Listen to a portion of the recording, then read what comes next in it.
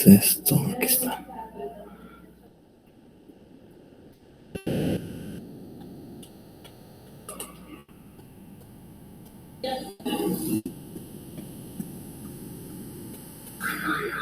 Bueno, entonces vamos a retomar nuestra actividad académica desde el punto en el que la dejamos. Veamos. Hoy todos los colegas abogados están disfrutando de la fiesta del colegio de abogados y nosotros aquí, miren, patojos. ¿Y usted por qué no, licenciado? Como dice Brian, como dice. ¿Y usted por qué no asistió a la fiesta de abogados? Porque yo tengo un compromiso con ustedes, Brian. Entonces, para mí es muy importante eso. Y pues la fiesta es la fiesta. Podrá ser una vez al año, pero yo tengo un compromiso acá y para mí es muy importante eso. La verdad es que bien hubiéramos podido realizar algún otro tipo de actividad o alguna otra cuestión y yo me hubiera podido ir a la reunión, a la fiesta. No vivo ni lejos, estoy como a 10 minutos, ¿verdad? Pero, bueno, realicemos nuestra actividad y ya veré yo si después de esto tengo ganas todavía de ir o no. Sin embargo, mi día va a ser productivo después de las 8:30 porque sabré de que habré cumplido con ustedes. Aparte de mis actividades laborales diarias, pues yo ya habré cumplido con ustedes y ahí ya habré cerrado de una buena manera mi día. Me iba a hablar, Brian, por ahí vi que activó el micrófono. Licenciado, sí, Diga. Yo tengo algunas dudas respecto a algunos temas que usted mencionó, sin embargo, no sé si sería conveniente planteárselas ahora o al final de la clase. No, resolvámoslas, Brian, resolvámoslas de una vez porque ahorita vamos a avanzar. Entonces resolvamos de una vez. Ajá. Ok. Fíjese que en una clase usted decía así literalmente que nunca debemos decir que la querella es como la demanda penal, ¿verdad? Sí, no. Ok, entonces esto no logré comprender. Por ende, ¿la querella no es sinónimo de la demanda o sí es? No, mire pues, Brian, yo utilicé los términos para una mejor comprensión de parte de ustedes, es decir, les quise dar a entender de que la querella es parecida, la querella en lo penal es como la demanda en lo civil. Eso les quise dar a entender yo, ¿verdad? Porque es un escrito que debe de cumplir ciertas formalidades, se pueden hacer determinadas peticiones, pero en penal no se demanda, Brian. Es decir, ese error que se puede cometer diciendo en algún momento, le voy a plantear una demanda penal, no, hombre, eso es... Ustedes a este punto ya saben de que dentro de los 5 actos A, B, C, D, E, dentro de los 5 actos introductorios que estudiamos, a ninguno se le denomina demanda. Está la denuncia, está la querella, la prevención policial. Muy bien, Dora Patricia, demanda en lo civil, es correcto. Prevención policial, conocimiento de oficio y certificación de lo conducente. Esas son las únicas 5 formas a través de las cuales un proceso penal puede dar inicio. Pero yo, para que se les facilitara a ustedes, fue de que vine y les dije, miren, la demanda, digamos, la querella es como una demanda penal. Eso fue lo que les dije yo. ¿No? Es como una demanda penal. Pero por favor, nunca lo vayan a decir así ustedes en la calle, también se los indiqué. ¿Por qué les presenté yo esa analogía? Porque como les indiqué, la querella cumple ciertos requisitos, se asemeja mucho a la demanda civil, o a la demanda laboral, o a la demanda mercantil, ¿va? Porque debe de reunir ciertos requisitos. esos requisitos establecidos en el artículo 302 del Código Procesal Penal, en lo civil están en el 61 del Procesal Civil y Mercantil. Entonces, yo solo se los di como utilicé un recurso pedagógico que es la comparación, la analogía, para que ustedes se les hiciera fácil entender de que la querella es un documento que debe reunir ciertos requisitos, no como la denuncia, no como una prevención policial, ¿verdad? Sino que es más como una demanda civil. Pero jamás vayan a utilizar esa terminología en la calle, por favor, patojos. Nunca vayan a ustedes decir, te voy a demandar, te voy a presentar. No, en tributario, Edwin, tampoco hay demanda. Bueno, al menos en los juzgados tributarios, porque son penales también, solo que especializados. ¿Verdad? Entonces, no vayan a utilizar esa terminología. Eso por una parte. ¿Tenía alguna otra duda, Brian? Sí, licenciado, lo que pasa es que estaba leyendo, o sea, al principio sí, en su clase me quedó muy claro, pero cuando lo leí, mi cabeza dio vueltas y entonces ya me perdí. Okay, pero ok, también una duda respecto al tema de los querellantes, solo para corroborar lo que comprendí. Entonces, cuando hablamos de la denuncia, la víctima o el agraviado puede constituirse como querellante adhesivo si así lo desea y si lo formaliza ante juez competente. Por otro lado, el querellante exclusivo se da en los delitos de acción privada y siempre va a ser querellante exclusivo, jamás va a ser querellante adhesivo, ¿ciertamente? Exacto, muy bien, Brian. Usted sí hizo su tarea. Se le denomina querellante exclusivo porque él es el encargado de realizar las funciones que el MP, el Ministerio Público, realiza acá cuando se investigan delitos de acción pública o de acción pública dependiente de instancia particular. Por eso allá no hay nadie más que lo haga, solo una persona, y por eso de esa cuenta es que se le denomina querellante exclusivo. Ahora acá, a la par del MP, ¿por qué se le denomina querellante adhesivo?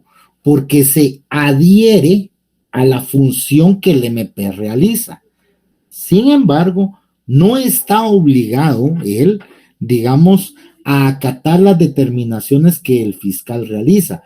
Si bien es cierto, su función es de coadyuvar con la investigación que el MP realiza, es decir, ayudar al fiscal, ¿verdad? Esa es su función.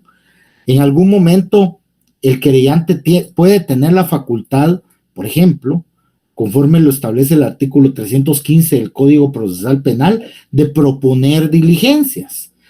Entonces, esas diligencias, el fiscal, como es quien dirige la actividad investigativa, la investigación, puede determinar el fiscal que no es prudente o no es necesario diligenciar o desarrollar esas diligencias que el querellante le propone, ¿verdad? Diligencias de investigación.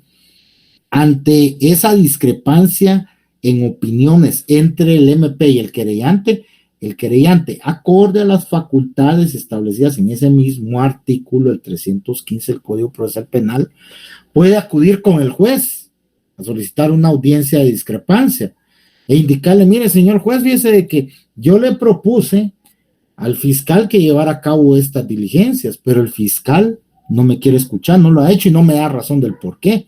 O me dio razón del por qué, porque está obligado a hacerlo por escrito, según ese artículo, pero él dice de que no es necesario y no fundamenta su decisión. Entonces, por ahí me extendí un poquito más en cuanto a la figura del querellante, pero en resumidas cuentas, Brian, usted va por el lado correcto. Se ve de que usted está leyendo, usted le está dando lectura no solo a sus notas, sino que al código también. Y licenciado, yo sé que ya robé mucho tiempo, pero tengo otra duda. Bueno, adelante. Quiero ver si me la aclara, de hecho. Entonces, cuando hablamos de que la denuncia o el acto introductorio se desestima por dos situaciones, que son cuando el hecho no es punible y cuando no se puede proceder, o cuando no se pueda proceder. Una de dos. Eso. Por favor, conectores gramaticales que en nuestro medio son fundamentales. Adelante. Sí, ok, sí, en este tema tenía esa duda si era y o era o. Y bueno, por otro lado y siguiendo esta línea, en el caso de cuando no se puede proceder y cuando se desestima en sede fiscal, se da, ¿verdad, licenciado? Cuando los delitos no exceden 5 años y en este caso el fiscal no necesita la autorización judicial, ¿cierto? Uh-huh. Ok, muchas gracias. Esa era la aclaración que necesitaba. Ahí estamos, Brian, muy bien, usted va bien, ¿oyó? Arriba de la pena, si la pena señalada para los delitos excede los 5 años, sí tienen que ir con el juez a pedir la autorización judicial. Sí. Pero ahí estamos bien, muy bien, Brian, muy bien. Gracias, licenciado, muy amable. Claro, ahí estamos. Bueno, para todos. Sigamos un poquito, avancemos. Veamos qué más nos tiene preparado o tenemos preparado para el día de hoy. Miren pues, jóvenes, vamos a sumergirnos un poco porque dicho sea de paso, solo les voy a anticipar una información. Las evaluaciones comienzan, si no estoy mal, la primera semana de octubre. Entonces ya tenemos bien pocas clases, tenemos la de hoy, la de mañana y algunas otras más. Yo debo de desarrollar todo este esquema en estas clases. Pero el hecho de que yo tenga que desarrollar el esquema en estas clases que nos quedan no quiere decir que si ustedes tienen dudas, yo no se las voy a responder o yo voy a ir a la carrera, no. Vamos a comprender lo que está acá, porque acá, en donde, lo que ustedes tienen en pantalla, establece cada uno de los pasos para desarrollar una etapa del proceso penal, que es la etapa preparatoria, bueno, dos, mejor dicho, y la intermedia. Dentro de la etapa preparatoria, nosotros ya hablamos acerca del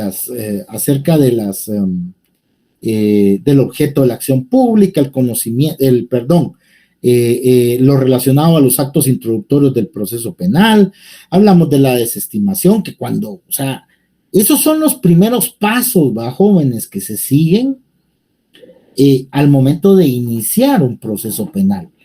Se inicia a través de la interposición del acto introductorio. ¿Qué sigue después? Pues la persona, si se entera, o los sujetos procesales, si se enteran de la existencia de determinado acto introductorio o que ya se judicializó alguna causa, pueden plantear cualquiera de los obstáculos a la persecución penal de los que ya hablamos, o bien el fiscal en sede fiscal, o no bien, ¿va? Paralelamente, el fiscal en sede fiscal puede venir y él tiene 20 días para tomar una decisión respecto a qué hace con el acto introductorio que llegó a sus manos. Continúa, sigue adelante, o lo desestima, lo deja ahí detenido, archiva el proceso. Pero ¿qué pasa, mis estimados estudiantes, cuando después de llegado a manos de un fiscal o del agente fiscal el acto introductorio, realiza determinados actos de investigación, desarrolla determinados actos de investigación y establece que efectivamente el hecho es punible, establece que efectivamente se puede proceder, individualiza al sindicado, tiene declaraciones de que Juan Pérez el día 15 de septiembre del presente año a las 18 horas ahí en el Parque Central le robó la bolsa, sus pertenencias a la señora Lucía López. Dentro de esas, de su bolsa con pertenencias estaba su billetera, documentos de identificación, teléfono celular, pero el hecho radica, o mejor dicho, el hecho más importante, o la situación que debemos destacar acá, es que Juan Pérez la despojó de sus pertenencias con un cuchillo en la mano. Y fíjense de que ahí habían cámaras también, y hay declaraciones porque eran las 6 de la tarde, pero casualmente había unas personas ahí por el portal del comercio, ¿va? Que algunos de nosotros conocemos que todavía estaban ahí, y la policía cuando llegó las encontró, las entrevistó y dijo que efectivamente ellos podían individualizar a la persona. Ellos lo podían individualizar, porque era alguien que se mantenía ahí en el Parque Central, qué sé yo, vendiendo dulces, lustrando, limpiando zapatos, no sé, alguna cuestión así, pero las personas del portal del comercio sí lo podían identificar y dieron el nombre fulano de tal. Entonces viene el fiscal, pide cámaras, se las mandan, ven las cámaras, aparece la imagen de la persona con el nombre, corre el nombre de la persona a la base de datos en la base de datos del RENAP, y le aparecen unas 3 personas, pero coteja su rostro con una de las cámaras en donde cabal se le captó el rostro y dice, bueno, es esta persona y que no sé qué, manda a llamar a las personas que le dieron información de los nombres y les toma declaración y le presenta el álbum fotográfico de las cámaras en donde aparece el rostro de la persona y les pregunta si es él y ella le dicen que sí, lo logra individualizar. Determina el fiscal quién es la persona que pudo haber cometido el delito. Entonces, ¿qué procede en ese caso, patojos? ¿Ah? El Código Procesal Penal establece ciertas medidas de coerción tendientes a lograr la presencia del sindicado en el proceso penal. Dentro de nuestro esquemita, ¿verdad? Habla, por ejemplo, de la detención legal del sindicado. Cuando hablamos de aprehensión, citación o conducción, esas, al final de cuentas, sí son medidas de coerción, aún la citación, porque es un llamamiento que le realiza a la persona que no es optativo, es obligatorio, sobre la base de la coertio, la facultad coercitiva que tiene los tribunales como poder, la coertio, como poder de la jurisdicción. O sea, la citación para lograr la comparecencia de una persona a proceso penal. Ahora bien, antes de llegar a la citación, empecemos por la medida de coerción a este punto más grave que la aprehensión, ¿no? La aprehensión, patojos, es una medida de coerción que la encontramos regulada en el artículo 257 del Código Procesal Penal. Y ella, es decir, la aprehensión, solo déjenme sacar un código.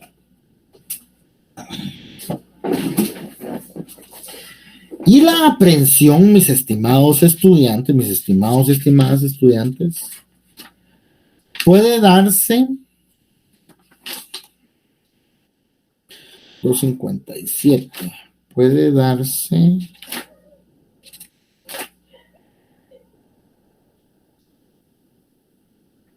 una, dos,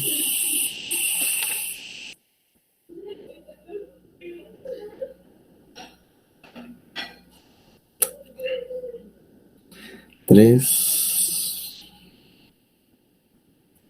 bajo 4 modalidades. Bajo 4 modalidades. Es decir, miren, pues, para todos. Si ustedes analizan o se ubican, mejor dicho, en el artículo 257 del Código Procesal Penal, la figura de la aprehensión se encuentra contenida dentro del capítulo que habla acerca de las medidas de coerción. Acá hablamos específicamente de la coerción personal que se puede ejercer en contra del sindicado.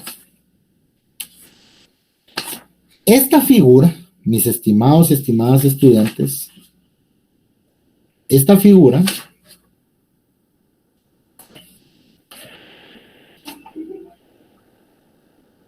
puede darse, como ya les indiqué, de 4 maneras. Miren, pues. En primer lugar, por flagrancia. va para todos. ¿Cuándo hay flagrancia? ¿Han escuchado ustedes esa palabra, ese término, esa denominación, la flagrancia? Sí, ¿Sí lo han escuchado? ¿Qué entienden por ella? ¿Qué entienden ustedes en sus palabras? cuando lo agarran en el acto. Muy bien, Ari.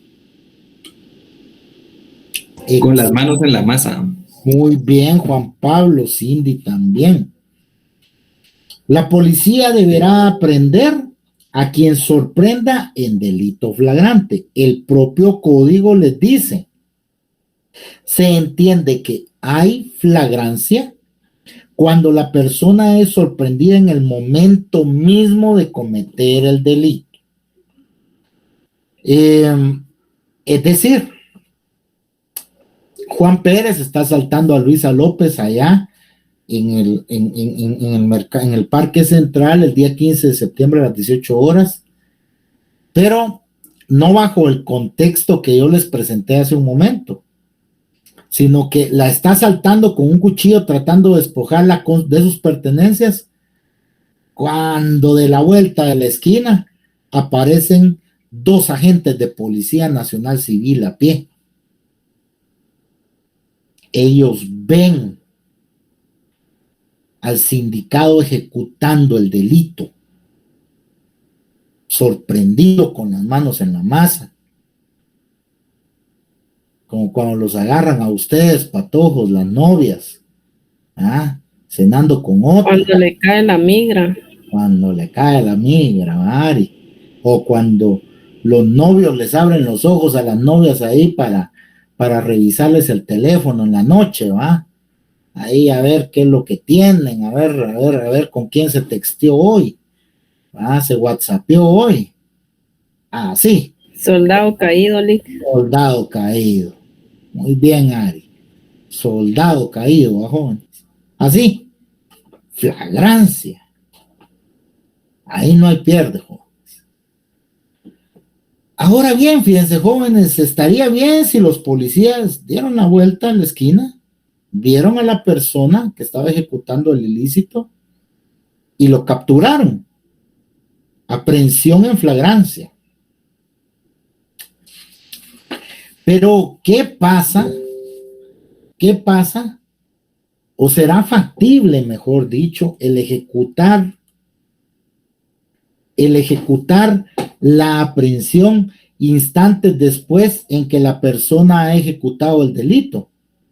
Es decir, los policías doblaron a la esquina, esa esquina, y cuando llegaron encontraron a Luisa López llorando, porque le acababan de quitar el bolso. Y ahí iban todas sus cosas. Entonces ellos empezaron a interrogarla y cuando le dijeron, ¿y eso hace cuánto fue? Hace 2 minutos, 2 minutos tienen ustedes preguntándome, como ustedes venían dando la vuelta, él todavía iba corriendo por ahí. Y se van. Y bueno, Parque Central es algo larguito el tiro de un lado al otro. Todavía uno de ellos, mira vos, allá va alguien corriendo, vamos a ver si es él. ¿Será válido? O sea... Sí, sería sí, lo aprenden, sí. Así, sí, va. Sí es válido. Pero ¿cuáles deberían de ser las condiciones para que la aprehensión sea considerada legal? Está bien, estamos hablando de instantes después. Sí, está bien, estamos bien. Que le incauten lo robado, el bolso de la persona a quien le robó, muy bien. Le robó, ajá. Excelente. Lo segundo sería la identificación por parte de la víctima. Pero es que mire Edwin, mira pues, está bien. Ese es un elemento. Adelante, Brian, si usted quiere intervenir, intervenga, Brian. Lo que pasa es que usted está diciendo instantes después, ¿no? Uh-huh. Entonces, para ello creo que la persona ya pudo haber interpuesto una denuncia, ¿no? No, porque instantes después estamos hablando del momentito, e inclusive los policías podrían haberle dicho a la persona, Luisa, mire Luisa, espéreme aquí, ahorita regresamos, no se vaya, vamos a ir a ver si agarramos a este señor, y aunque no lo agarremos, ahorita regresamos. Okay. Ahora bien, pero Ahora bien, veamos. Maite. Adelante, Maite Barrio. Buenas noches, Lick. Pues Hola. aquí el artículo 257 dice que si se encuentran huellas o instrumentos o efectos del delito que hagan pensar que acaba de cometer el delito. Ahí está. Eso quería yo que me contestara. Pero muy bien, usted y Rosana.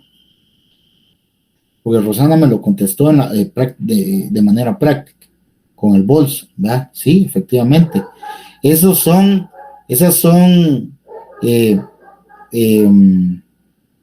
efectos del delito, ¿verdad?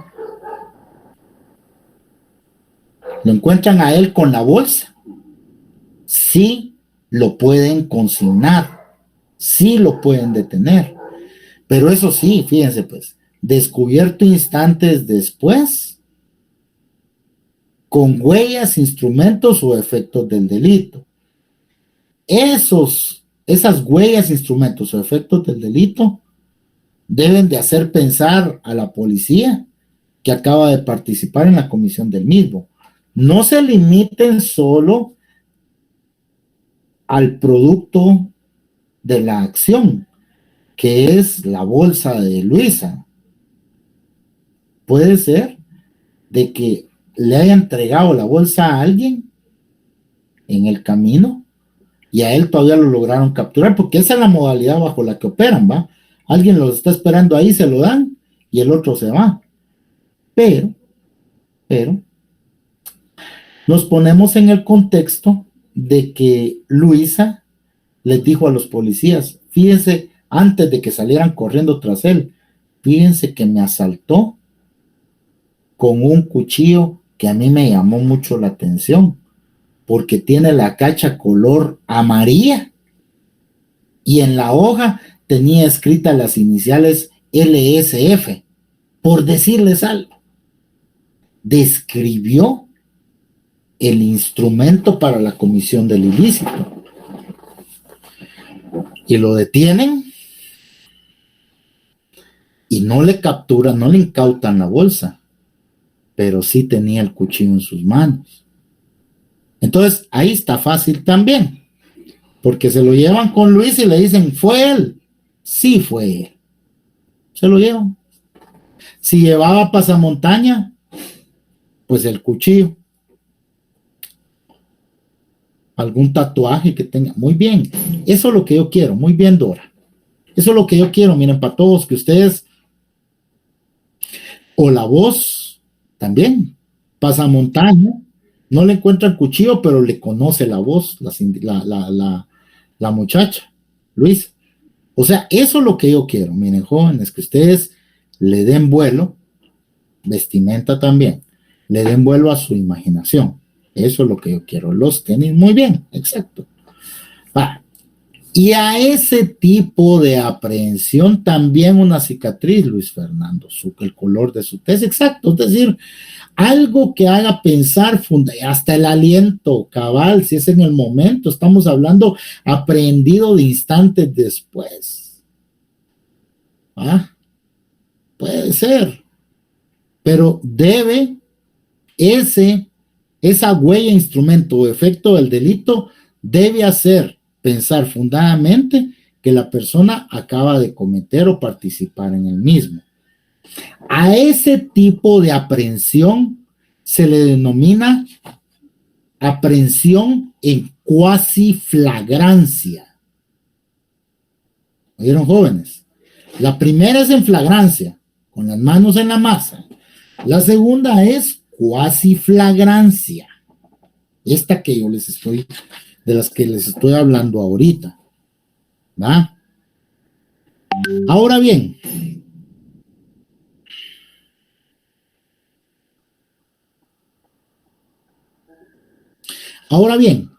hay otro tipo de aprehensión, jóvenes. Nos ponemos en el contexto, dentro del contexto de que los policías iban dando la vuelta a la esquina, sorprendieron en flagrancia a la persona, pero se dio a la fuga.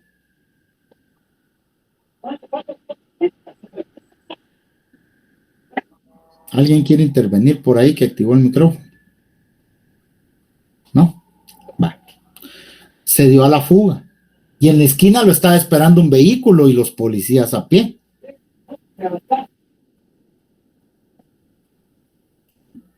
Vamos a ver.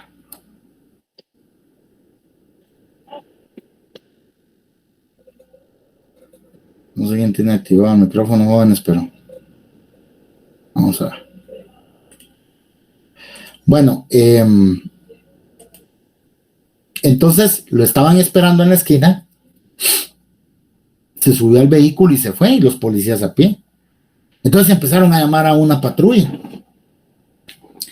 Y casualmente, fíjense, jóvenes, que como nuestra policía es muy eficiente, ¿verdad? Entonces, a la vuelta de la esquina, cerca del palacio, andaba una patrulla y los pasó recogiendo.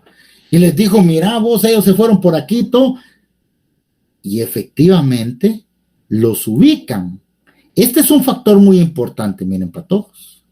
Es un factor muy importante porque para que este tipo de aprehensión, porque ya yo les estoy dando cuenta de un caso o de una situación en donde se pierde de vista a la persona, al sindicado.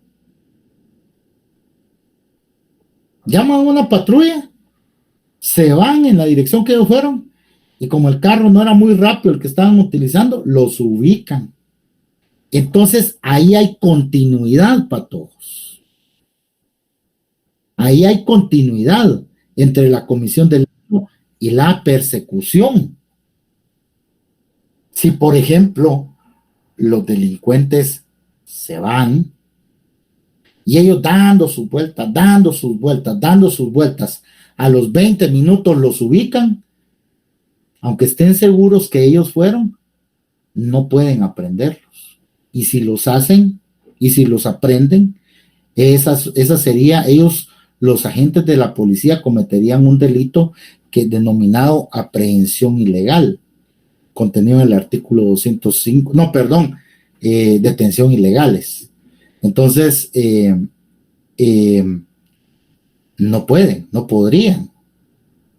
La continuidad entre la comisión del hecho y la persecución es un factor determinante para que la aprehensión en flagrancia, cuando no fue posible ejecutarla en el momento mismo del acto, pueda ser considerada como legal.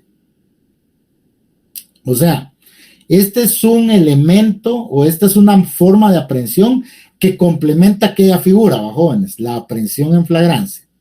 No es una forma de aprehensión distinta, sino que complementa la figura de la aprehensión en flagrancia. Hemos visto aprehensión en flagrancia, aprehensión en cuasi flagrancia. Ahora vamos a ver la aprehensión realizada por particulares. Esa es otra forma de aprehensión, la tercera forma de ejecutar una aprehensión. ¿Sabían ustedes que pueden, como particulares, ustedes ejecutar la aprehensión de una persona que haya cometido un delito, patojos? ¿Tenían ustedes conocimiento de eso? Sí. Sí, excelente.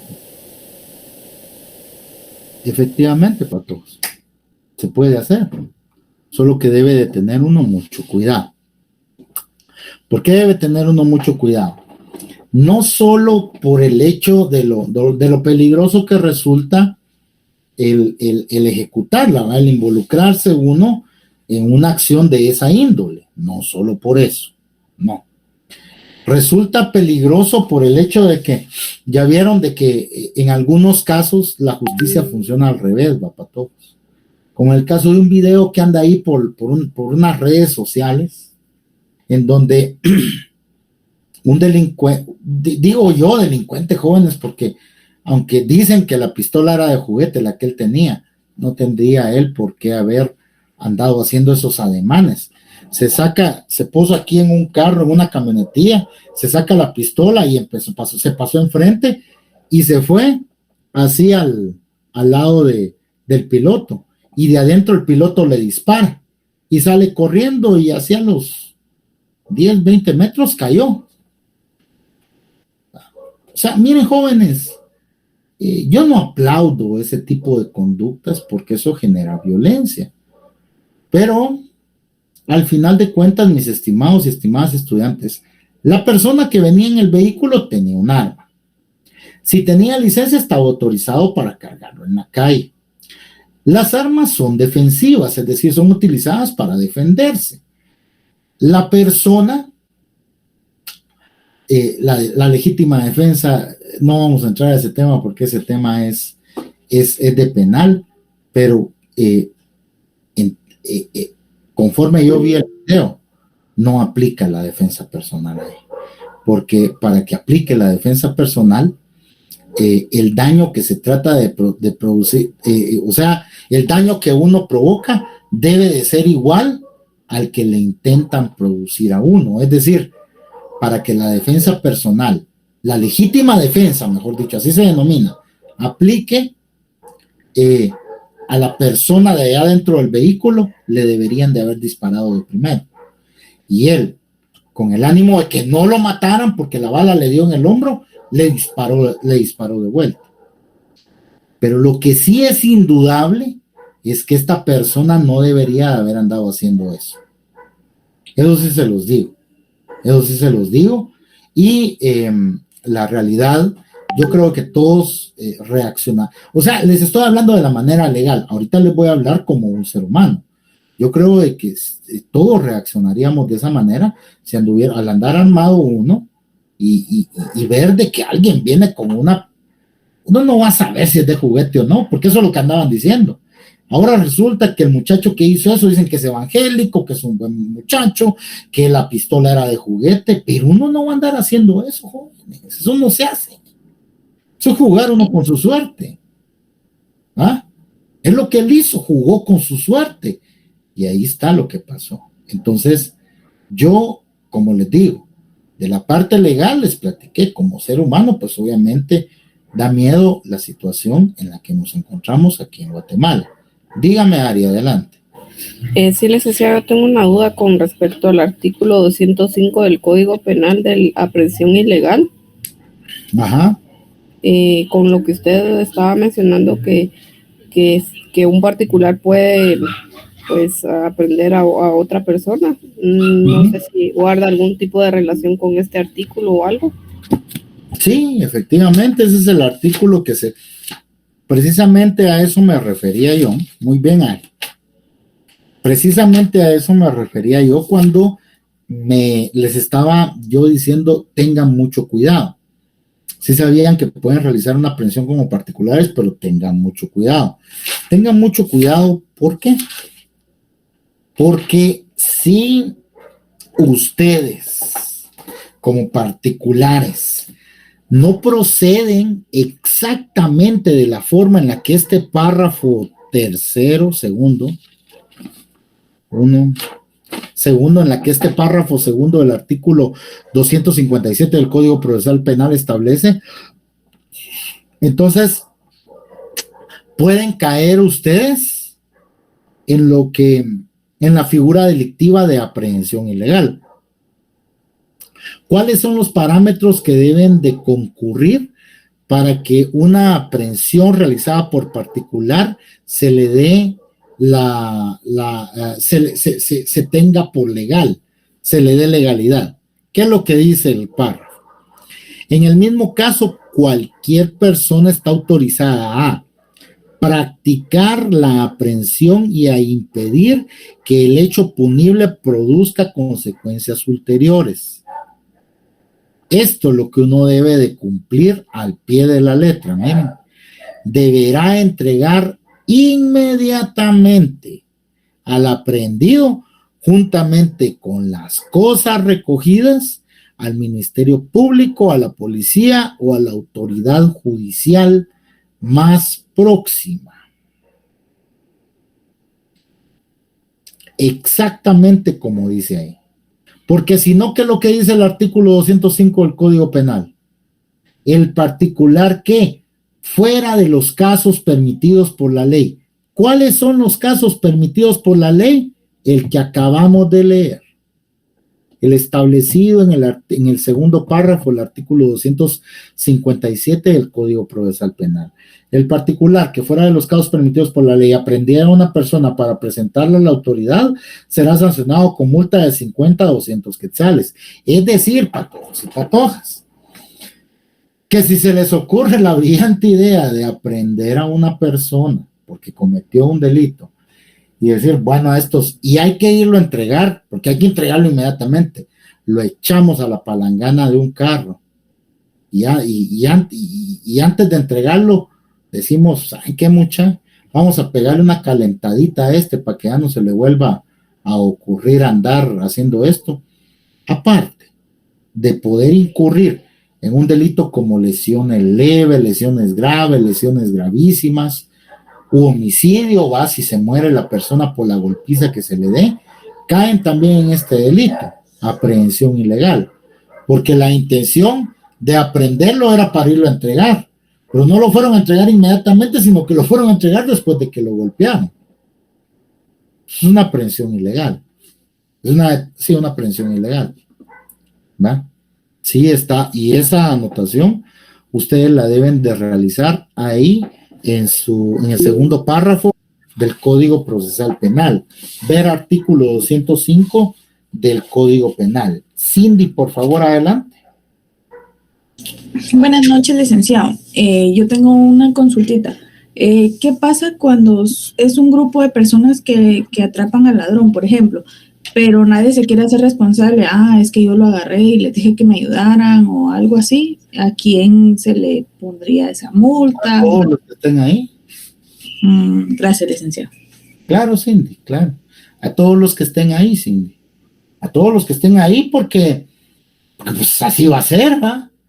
Ahora sí, todo ocurrió dentro del marco legal, así como establece el segundo párrafo del artículo 257 del Código Procesal Penal, pues sea uno o sean más, no va a haber ningún problema, se va a entregar la persona y ya estuvo. Tercer caso de aprehensión, jóvenes, la efectuada o la realizada por particulares.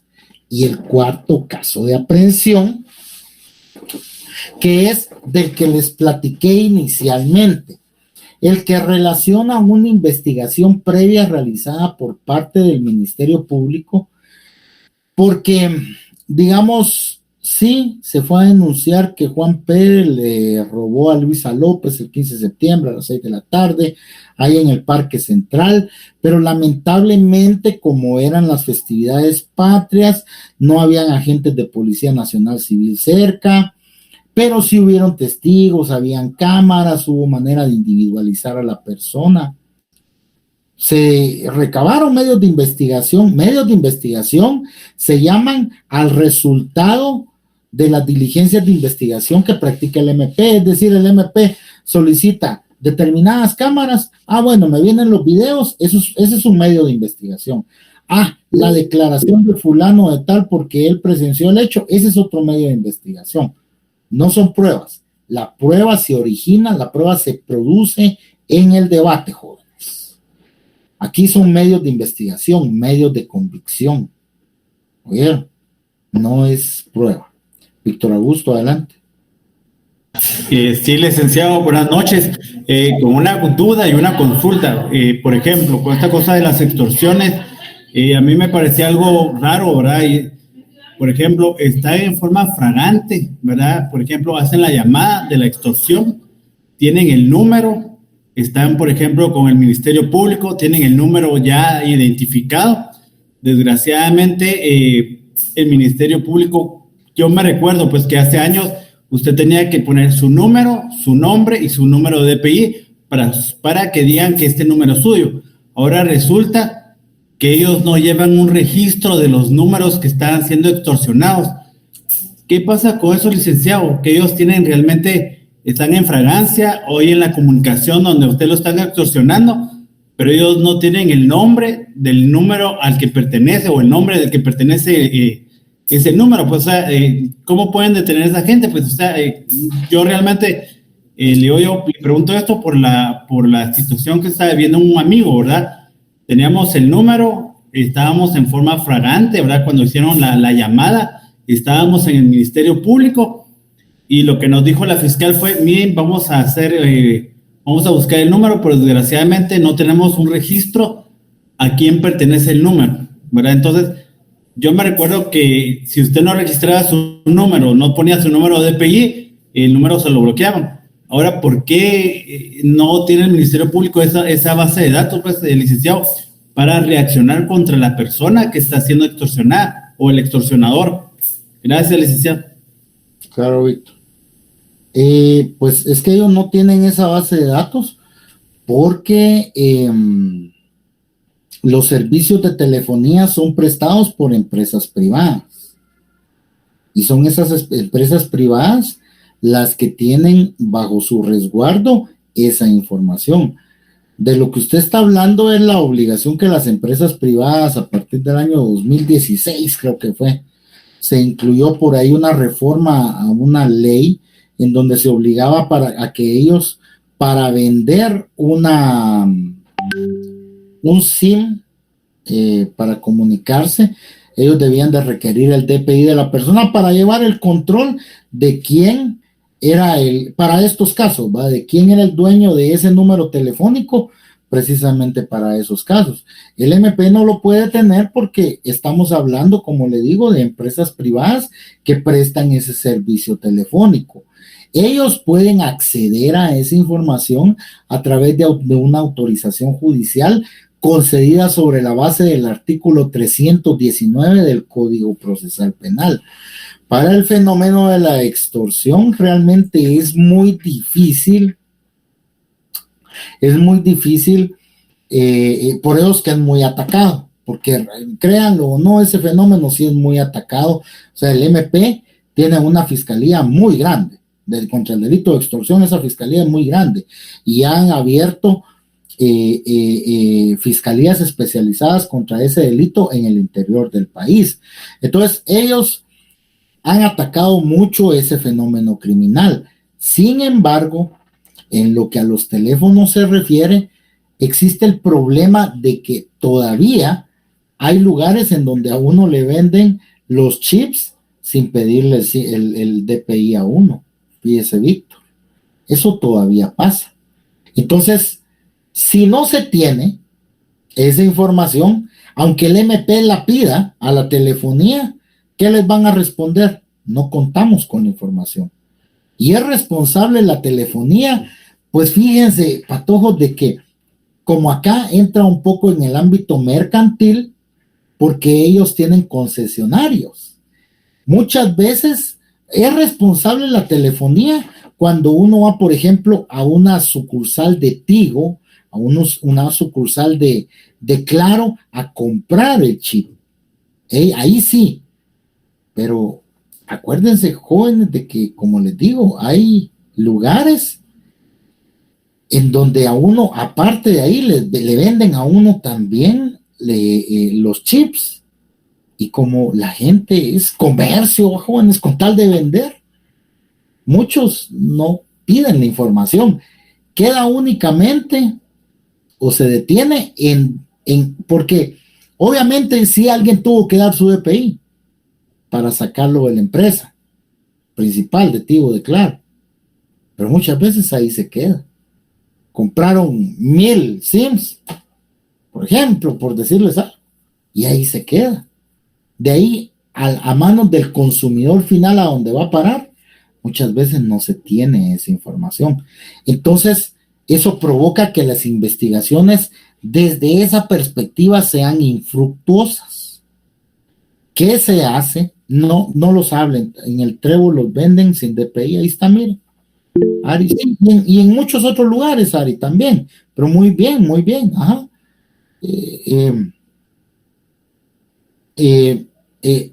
¿Cómo se investiga ese tipo de delitos? Lo que hacen ellos regularmente, fíjense, Víctor, es que no me voy a extender mucho en esto porque necesitamos avanzar. Lo que regularmente hacen ellos, el MP, para lograr darle una salida al caso, es que le solicitan a la compañía de teléfonos, obviamente con autorización judicial, la activación de celdas de ese número. Es decir, en dónde activó, qué antena activó.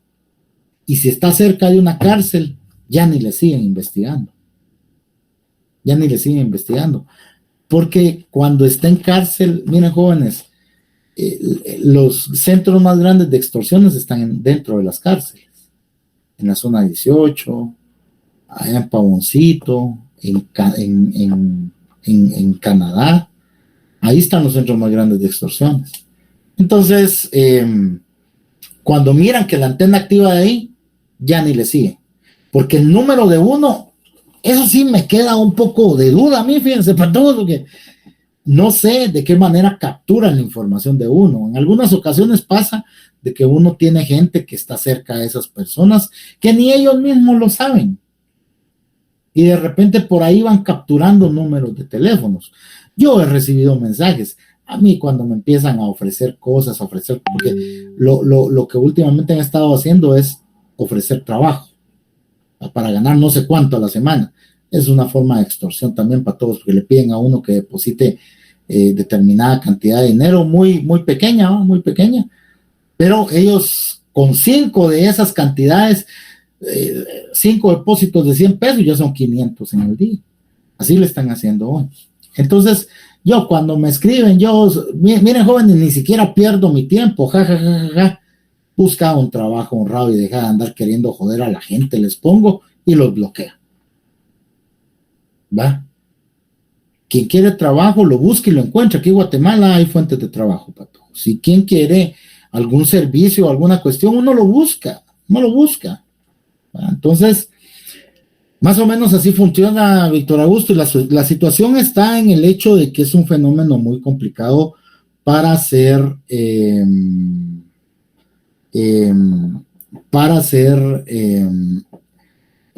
investigado. Es un poquito complicado.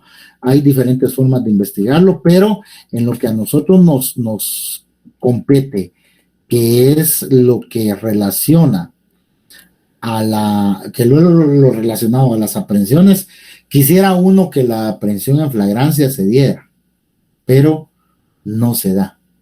Así es muy difícil conseguir la información de la persona, fíjense jóvenes.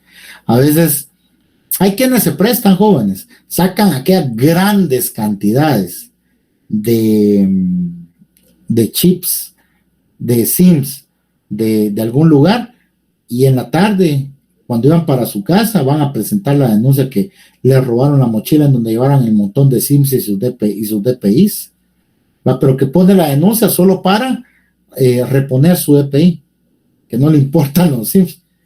Es de lo mismo, o sea, miren jóvenes, aquí hay cuando uno quiere utilizar el conocimiento o el intelecto que Dios le ha dado a uno para hacer el bien en nuestra sociedad, cuando uno lo quiere utilizar para hacer cosas malas, uno puede ser también igual de creativo que cuando uno utiliza sus conocimientos o sus dotes para hacer cosas buenas. Entonces aquí hay una infinidad de formas. Lamentablemente, en lo que a telecomunicaciones se refiere, estamos muy atrasados, muy, muy atrasados. En una de estas clases, si nos da tiempo antes del final, yo les voy a platicar un poco acerca de la ley de la delincuencia contra la delincuencia organizada y cómo es que se desarrollan las interceptaciones telefónicas. Y ustedes se van a dar cuenta al final de todo de que no es lo que uno piensa, que nosotros a veces creemos que nos están escuchando o que escuchan a todo el mundo. No se tiene esa capacidad, jóvenes. No se tiene esa capacidad. Bueno, claro que sí, Víctor. Bueno, entonces, cuarta forma de aprehensión, a través de una solicitud formulada por parte del Ministerio Público ante el juez. Debe de tener elementos de investigación que sustenten su petición y después de que el juez libra esa orden de aprehensión, ya se puede ir a capturar a la persona.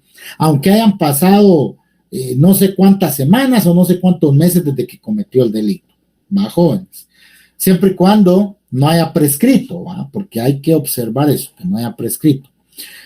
¿Qué otra forma tenemos de hacer comparecer a una persona a proceso? A través de la citación que conforme sus... solo permítame, no sé qué estaba viendo yo aquí. Citación. Bueno, cuando hablamos antes de terminar con esto, cuando hablamos de la detención o la aprehensión solicitada, no es ordenada por el Ministerio Público, oyeron jóvenes. No van a cometer también ustedes ese error como uno lo ve en la prensa. El Ministerio Público ordenó la detención de no sé quién. No, el Ministerio Público no ordena nada, es el juez el que ordena. Eso es en países como en El Salvador. Ahí en El Salvador el Código Procesal Penal sí le permite al fiscal ordenar la detención de alguien. Aquí no. Que el MP no ordena. El MP pide. El MP solicita la aprehensión. El juez determina si la da o no. Entonces, en lo que a ese rubro se refiere o a esa situación se refiere, contenida o esa forma de aprehensión, esa cuarta forma de aprehensión, establecida en el tercer párrafo del artículo 257, háganle un llamadito ahí y pónganle ver artículo 6 de la Constitución Política de la República de Guatemala, porque en el artículo 6 habla de cuáles son los presupuestos para que una detención pueda tenerse o se le pueda dar la tónica de legal, que sea una detención legal. Luego, la citación de igual manera es una medida de coerción tendiente a lograr la comparecencia de una persona al proceso.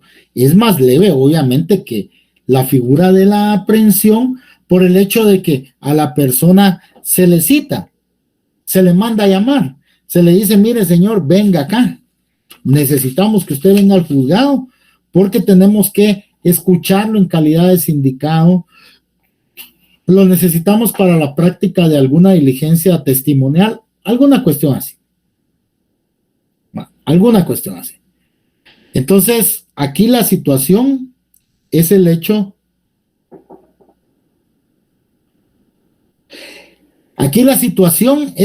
de que cuando, por ejemplo, el proceso está en investigación y a uno ya lo han citado al MP y uno ha comparecido, no ha dado muestras de quererse sustraer de la investigación, entonces uno, cuando ha sido así, no realmente es necesario de que el MP vaya a pedir la aprehensión de la persona.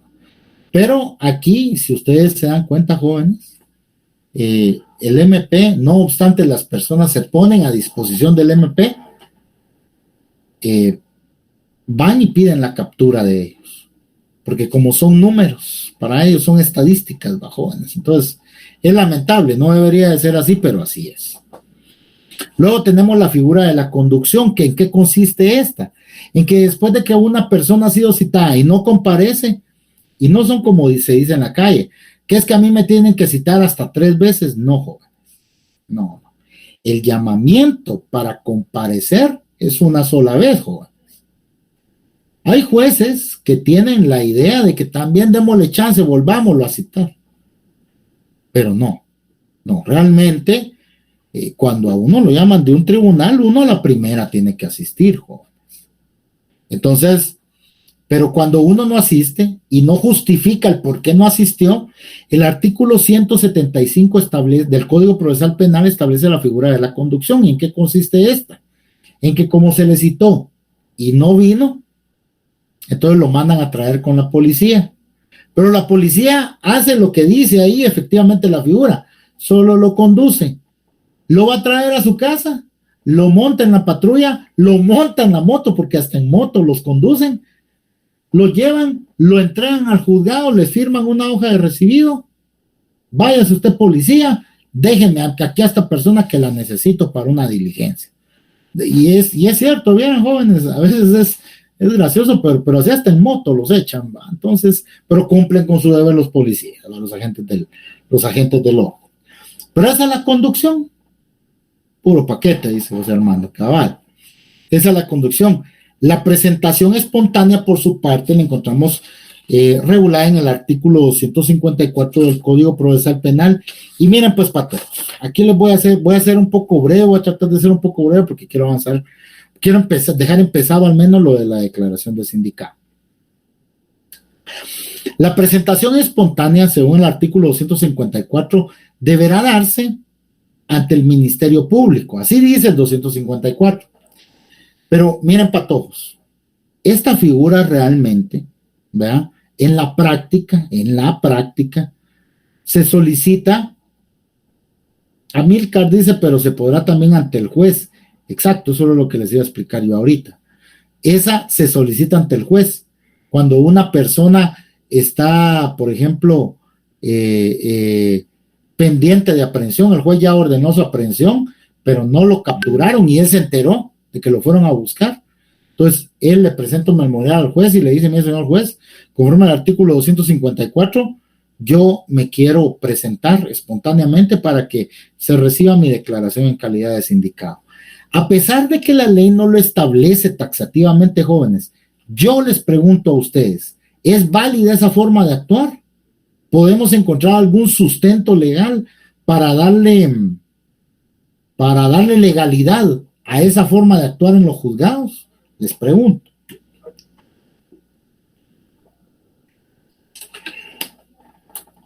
Tomando en consideración que yo siempre les he dicho que la actuación de los funcionarios judiciales debe de estar establecida en la ley. Si no dice en la ley que ellos pueden hacer algo, no se debe de hacer. A mí sí, que no. Justo a mi mente viene que usted nos ha dejado muy claro que los jueces, magistrados y funcionarios deben hacer lo que la ley les permite o les dice o les ordena que hacer, y en este caso pues no se les dice eso.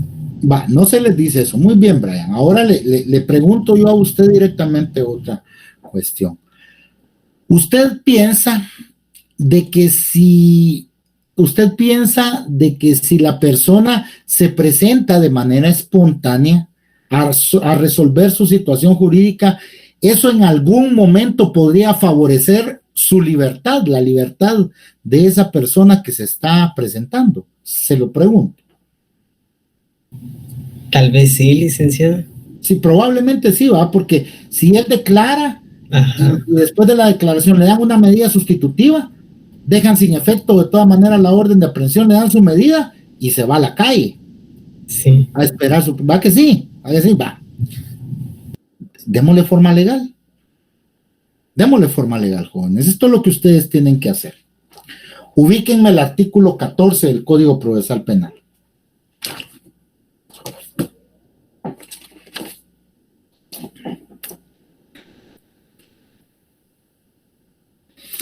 A ver quién me lee el segundo párrafo de ese artículo. Artículo 14, tratamiento como inocente.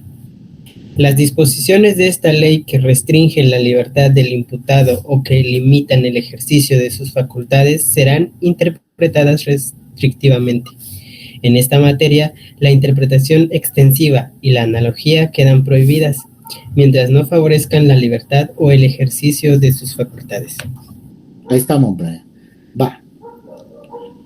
La interpretación extensiva y la analogía están prohibidas, mientras no favorezcan la libertad o el ejercicio de sus facultades.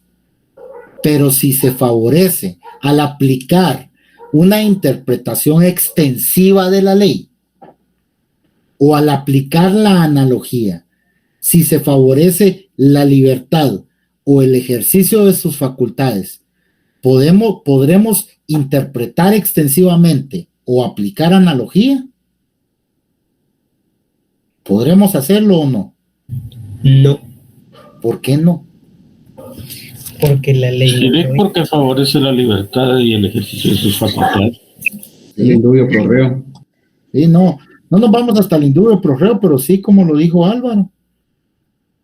Aquí nos está diciendo de que la interpretación extensiva y la analogía están prohibidas si no favorecen la libertad mientras no favorezcan la libertad o el ejercicio de sus facultades. Pero si favorece la libertad del sindicado o el ejercicio de sus facultades, el ejercicio de sus facultades dentro del ámbito de ese derecho de libertad que él tiene, principio a favor libertatis, Dora. Ahí va, miren. Se aplica el principio a favor libertatis. El principio que favorece la libertad. Es decir, si nosotros interpretamos extensivamente el artículo 254 del Código Procesal Penal, en el entendido de que en atención a que si la presentación espontánea de la persona se efectúa en el juzgado en lugar del Ministerio Público, va a favorecer su libertad. ¿Se puede hacer o no se puede hacer eso? Sí, se puede hacer. Sí se puede hacer porque el segundo párrafo del artículo 14 nos faculta a interpretar extensivamente la norma una vez se favorezca la libertad de la persona. No lo digo yo, lo dice el propio artículo 14. No esperemos tampoco de que en algo diga, mira pues, si se favorece la libertad o el ejercicio de las facultades del sindicado, usted puede interpretar extensivamente la norma o aplicar analogía. No esperemos que la ley tampoco a veces nos dé a entender cosas de esa forma. Pero aquí está claro. Cuando hablamos de que a la persona debe de tratársele como inocente, vean desde el inicio del artículo cuál es el epígrafe, tratamiento como inocente. Desde que partimos de la idea de que una persona, mientras no se le quebrante su presunción de inocencia, después de ser encontrada responsable penalmente, desde que tenemos entendido que en derecho procesal penal la regla es la libertad y la excepción es la prisión, ¿verdad? Regla contenida en el propio artículo 259 que configura o que establece la figura de la prisión preventiva, ¿verdad? Desde que tenemos claro el hecho de que bajo cualquier circunstancia, primero debe favorecerse la libertad antes que enviar a prisión a una persona de conformidad con lo que establece el principio favor libertatis. No es que estemos cambiando el sentido de la ley. Es que nosotros estamos diciendo de que si bien es cierto, la presentación espontánea contenida en el artículo 254 se refiere a que el sindicado debe comparecer ante el Ministerio Público. El Ministerio Público, al llegar él ahí, el fiscal, díganme ustedes, va a resolver su situación jurídica si él está pendiente de aprehensión, va a resolver su situación jurídica y lo va a dejar en libertad, les pregunto. ¿Va a hacer eso el fiscal? No, licenciado. No, porque él es el ente acusador. Sí, él no tiene facultades Tiene que para ser ello. un juez. Sí, efectivamente, ¿no? Él no tiene facultades para ello. Pero ahora les pregunto, si el sindicado pide presentarse en el juzgado porque está pendiente de aprehensión para solventar su situación jurídica y el juez posiblemente le podría otorgar una medida sustitutiva porque el delito goza de la aplicación de ese beneficio y él considera tener suficiente arraigo y considera de que no va a obstaculizar la averiguación de la verdad, que son los dos presupuestos procesales que se analizan para el otorgamiento de una medida sustitutiva. Entonces, si el juez sí le puede resolver y existe la posibilidad de que él, presentándose ante el juez, realizando esa presentación espontánea ante el juez, él pueda quedar en libertad, aplicando la norma o interpretando la norma de manera extensiva, tal y como nos faculta el segundo párrafo del artículo 14. ¿Será legal eso, jóvenes? ¿Será válido?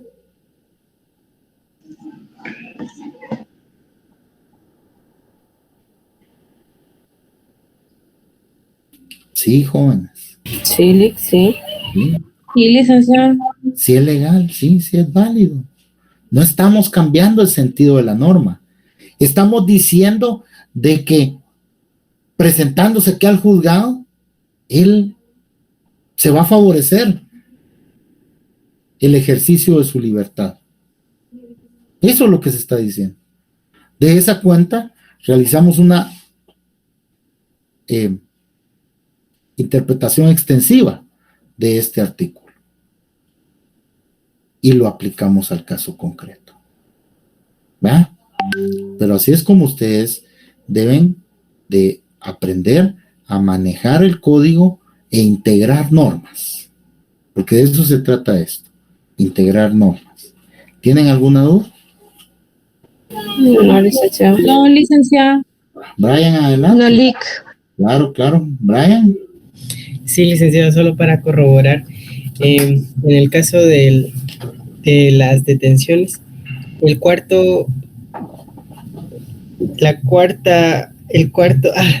el inciso número 4 que usted mencionó, su fundamento es el tercer párrafo del artículo 257. Ok, muchas gracias, solo eso. Bueno, vamos con la declaración de sindicado. Miren, pues, si ustedes se dan cuenta, jóvenes, vamos paso a paso avanzando dentro de un proceso penal. Eso es lo que estamos haciendo. Ya vimos los actos introductorios, ya hablamos de cómo inició el proceso penal, ¿verdad? Ya hablamos de la forma en la que vamos a ir a detener a la persona o cómo la persona puede ser objeto de aprehensión para su posterior puesta a disposición del órgano jurisdiccional competente, porque una persona cuando es detenida debe inmediatamente ser puesta, o no inmediatamente, hay un plazo, ahorita lo vamos a ver, para ser puesta a disposición del juzgado respectivo. Entonces,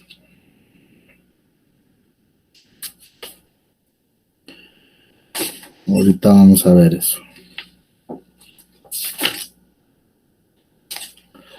Peligro de obstaculización en la averiguación de la verdad. Entonces, ¿quién es el juez competente para la presentación espontánea? Pregunta Jonathan. El que tiene a su cargo el proceso penal. Ese es el juez competente. Vamos a ver. Solo déjenme buscar un artículo.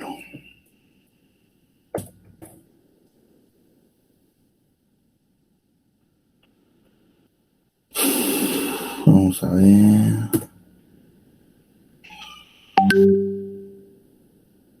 Aquí está. Ahora bien, miren pues, jóvenes.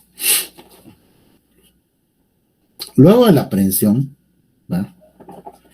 Luego de la aprehensión, o mejor dicho, a partir del momento en que se efectúa la aprehensión de una persona, se cuenta con el plazo de 24 horas para que el sindicado declare en presencia de la autoridad judicial competente, juez de paz o juez de primera instancia, cualquiera de los dos, dependiendo del delito o la falta que haya cometido. Si es falta, juez de paz; delito menos grave, juez de paz; delito grave, juez de instancia. Ahora bien,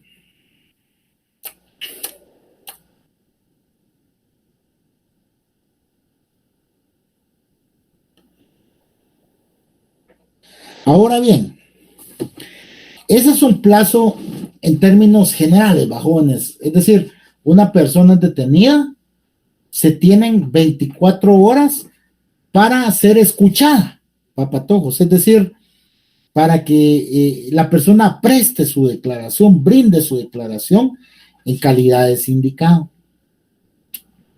Desde que la persona se le detiene, la Policía Nacional Civil cuenta con el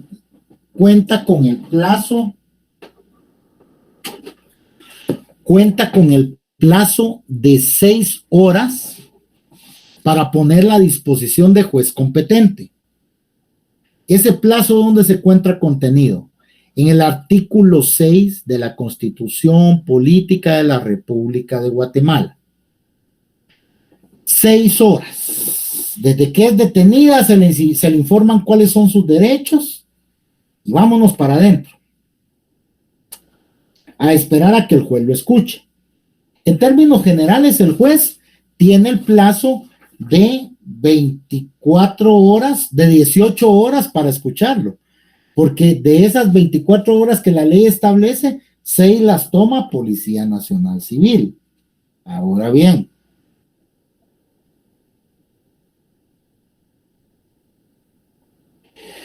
ese plazo de 24 horas nace del artículo 9 de la Constitución Política de la República de Guatemala. Recordemos que nuestra Constitución es de 1985, entró en vigencia en enero del 86.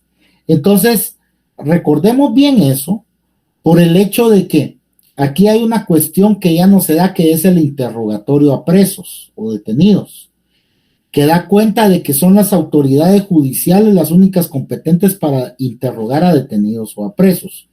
Eso ya no se da. Eso se lo voy a explicar yo el día de mañana, porque es que ya no sé.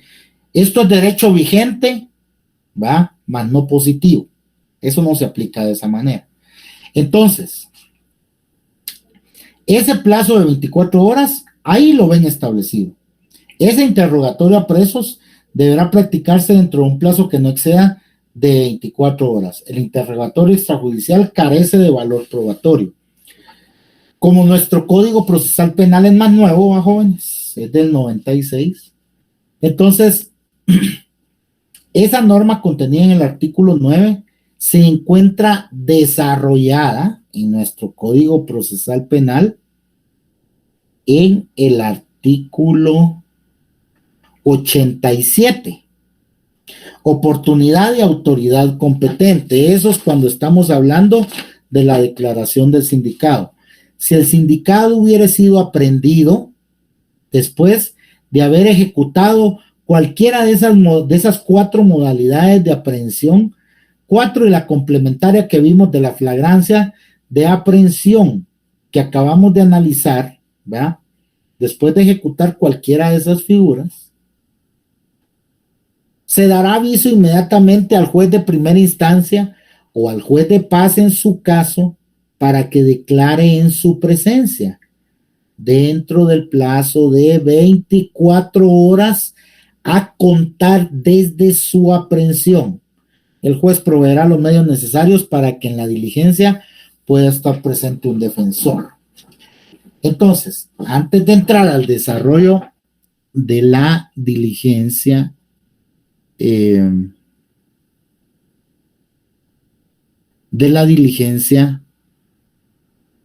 de declaración per se, pues les contaré algunas cositas que en la práctica se dan, jóvenes.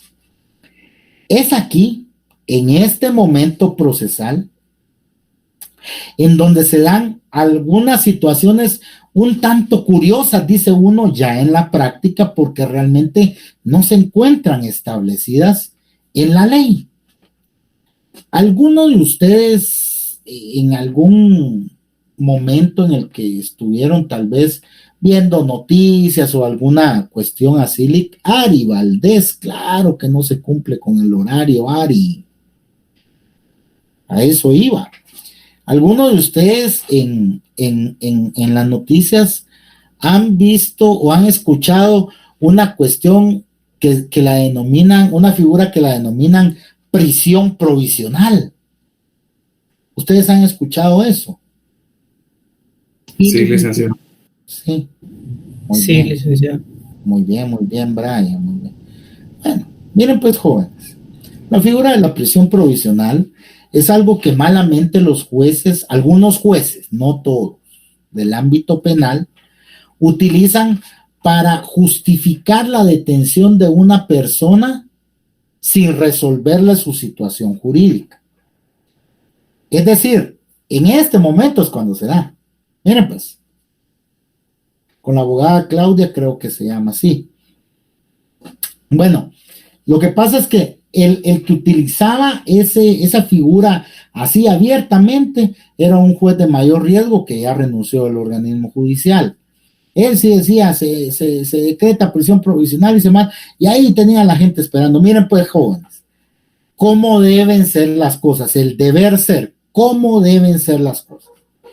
Se detiene a la persona a las 8 de la noche, se tiene de aquí hasta las 8 de la noche de mañana para entrar a llevar a cabo esta audiencia de declaración de sindicado. Hasta esa hora se tiene.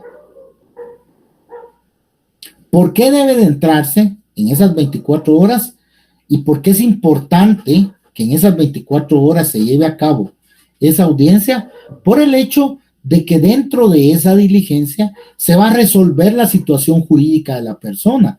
Es decir, se va a determinar si la persona se queda detenida afrontando procesos, se va a su casa a afrontar el proceso desde su casa. Por eso es importante. Pero ¿qué es lo que pasa en la práctica? Bueno, vienen y al cumplirse las 24 horas, perdón, antes de cumplirse las 24 horas, el juez manda a llamar al MP y averigua si la persona tiene abogado particular o un abogado del Instituto de la Defensa Pública Penal. Ellos van como les dicen, los abogados de la defensa pública, si el MP no está listo, ellos esperan, va. Pero mira pues, en esas 24 horas el MP tiene para recabar medios de investigación para sustentar lo que le va a ir a pedir al juez. Declaraciones, cuestiones así, de los agentes captores, de algún testigo, si es posible que hayan conseguido cámaras así de rápido, pues bueno, presentan ahí, exponen ahí, o pasan algunos fotogramas ahí, que los extrae o que los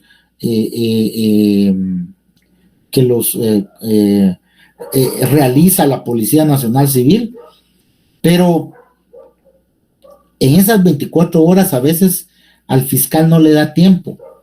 Mire, Lick, fíjese de que me falta el dictamen del INASIF porque es una violencia contra la mujer y es física y no ha venido el preliminar. Y si entran a esa declaración sin ese dictamen preliminar del perito, el juez se tendrá que ver en la obligación de dejar libre a la persona. En la práctica, entonces, ¿qué es lo que se hace? Va el fiscal y le dice, mire, fíjese que todavía no estoy listo. O si no, viene el abogado defensor y le dice, mire, señor juez, porque pasa también. Fíjese de que yo no tengo la documentación, el delito goza de medida, yo no tengo la documentación para acreditar el arraigo. Entonces, yo le pido un poco de tiempo más, o el fiscal va. Entonces, ¿qué hacen? Fíjense pues, es como un truquito procesal, ¿va, jóvenes?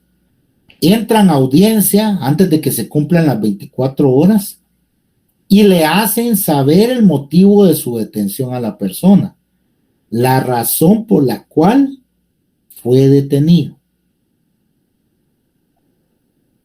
¿Va? Y después de eso, suspenden la audiencia y la reprograman para después. Pero como ya le hicieron saber la razón por la cual fue detenido y los derechos que él tiene, lo cual ustedes pueden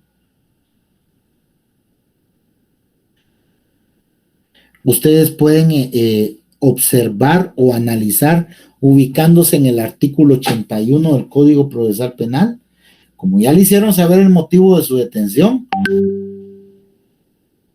como les digo, ese es como un truquito procesal, aunque realmente no está establecido para que sea así. La persona, dentro de esas 24 horas, se tiene que llevar a cabo esta audiencia de declaración de sindicado. Así es la ley. Entonces vienen ellos y dejan a media la audiencia y la reprograman. Ahora hay quienes se tiran de una vez a la utilización de esa prisión provisional y dicen razón por la cual se declara la prisión provisional de la persona y se ordena de que mientras la siguiente diligencia se lleva a cabo, que está programada para ser diligenciada o desarrollada el día tal a tal hora, ¿verdad?, sea internado en tal centro de detención preventiva. Esa figura tampoco está establecida en la ley, joven. La prisión provisional, no. Eso de hacer saber el motivo de su detención y dejarlo para después, tampoco. Pero en la práctica es distinto. ¿Va, jóvenes?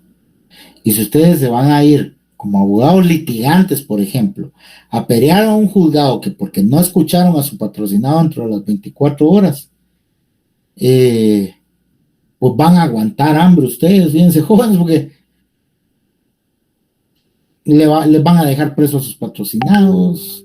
Cada vez que lleguen a ese juzgado van a ser mal vistos. Miren, es complicado, ya en la práctica es complicado. Sin embargo, como deben ser las cosas, es que la persona es detenida y dentro de las 24 horas después de su detención debe de ser, de que ya debe en primer lugar ser puesta dentro de las primeras 6 de esas 24 horas a disposición de autoridad judicial competente. Y después de esas 6 horas, hasta aquellas 24, puede ser antes de esas 6 horas, ¿va? O sea, las 6 horas es que la policía tiene un máximo hasta de 6 horas para poner a disposición a la persona ante el juez. Puede ser a las 2 horas que lo detuvo, llevémoslo y lo ponemos a disposición, entonces el juez ya va a tener 22 horas para escuchar, ¿va?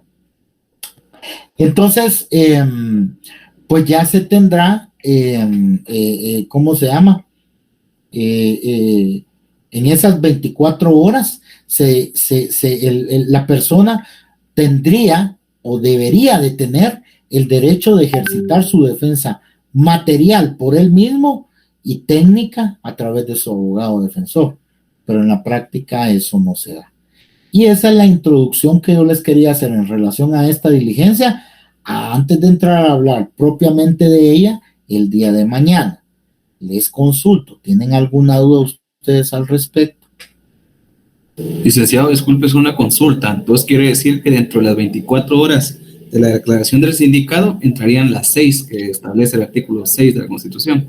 Es correcto, Juan Pablo. Muchas gracias. Claro que sí, así es. De nada. Solo Juan Pablo, nadie más. Estamos bien con todo esto. José Mariano, adelante. Entonces la prisión provisional no se encuentra regulada en el Código Procesal Penal. Gracias. No, José Mariano, perdone.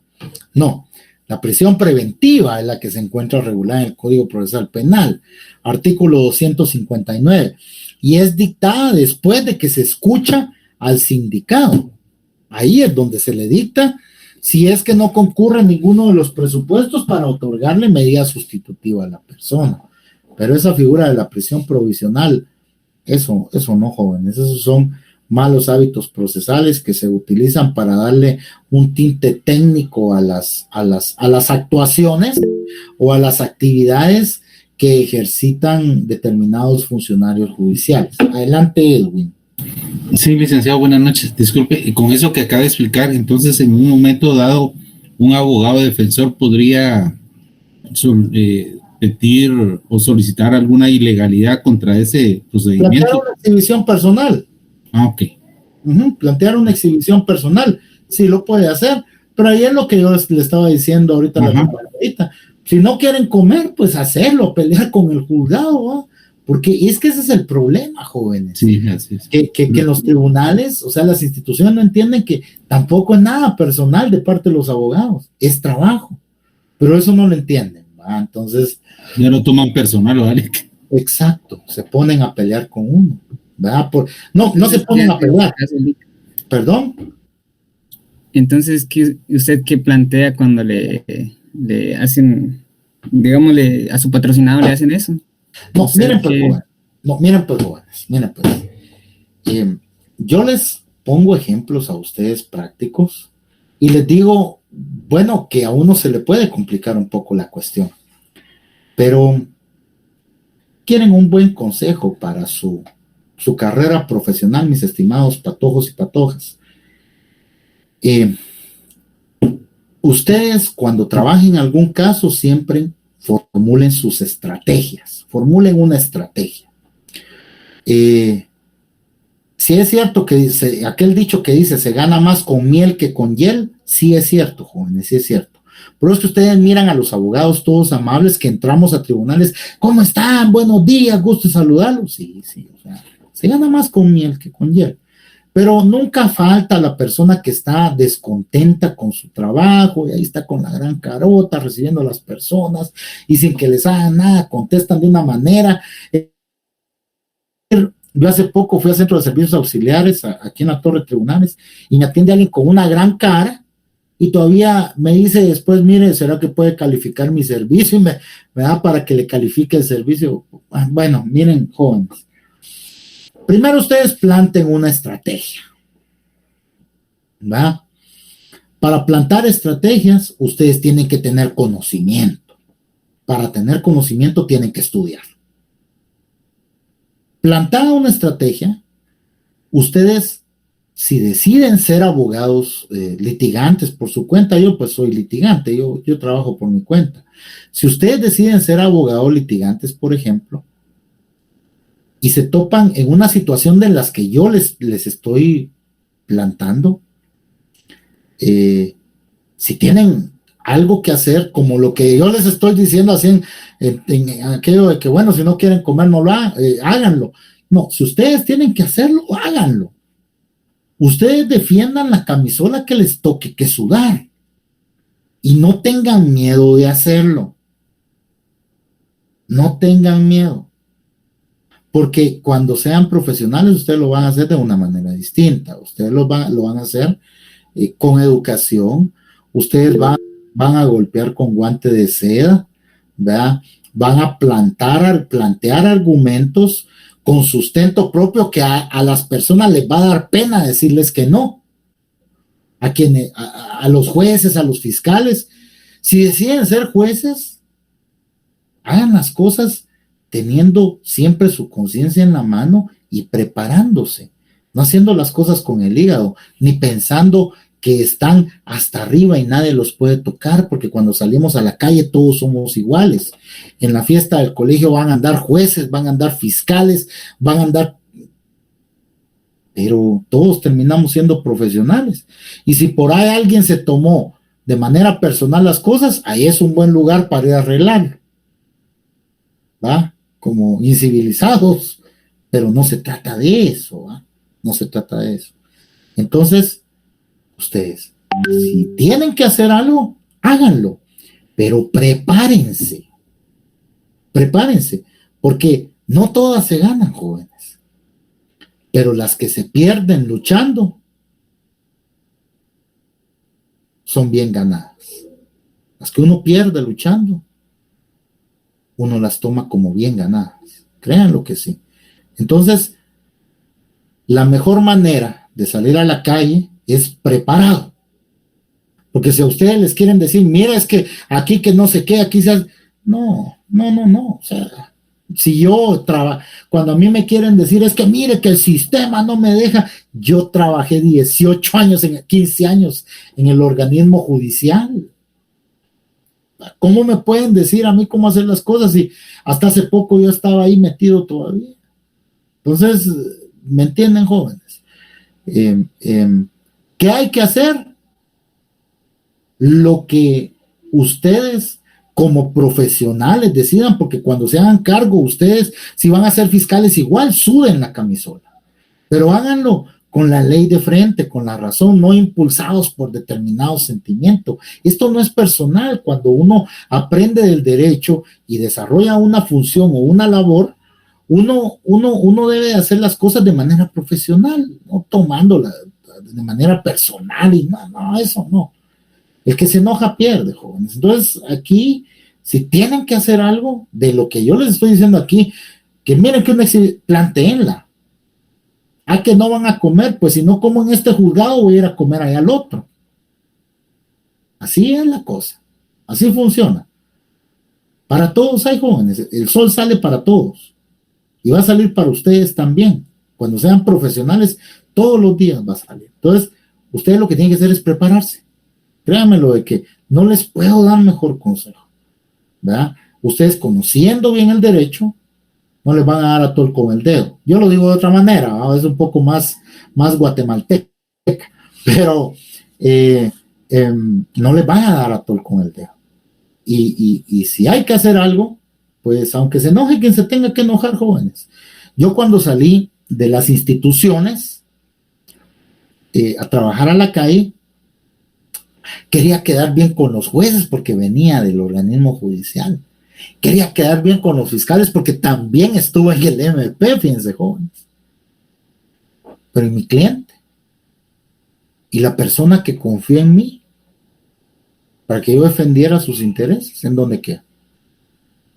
Entonces, vamos a defender las cosas como son.